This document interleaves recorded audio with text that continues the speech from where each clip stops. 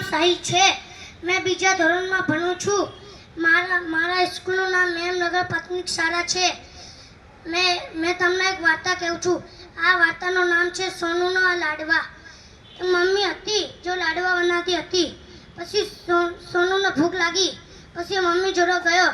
પછી કીધું, મમ્મી શું બનાવો છો?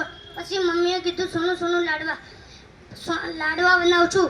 પછી સોનુએ કીધું, મારા લાડવા તો મારા ફેવરેટ છે. પછી સોઈ ગયો સોનું. પછી લાડવા બની ગયા. પછી મમ્મી બી સોઈ ગઈ. પછી રાત પડી. પછી સોનુને ભૂખ લાગી. પછી સોનું ગયો અને જોયો લાડવા તો નથી.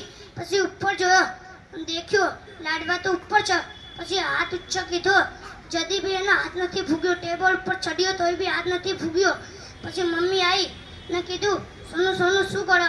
પછી સોનુએ કીધું, મમ્મી ભૂખ લાગી, મેં લાડવા ખાઈ લઉં. પછી મમ્મીએ કીધું, હા ખાઈ લે. પછી મમ્મીએ એના લાડવા કાઢ્યા ને સોનુને દઈ દીધા. સોનું લાડવા ખાઈ લીધા.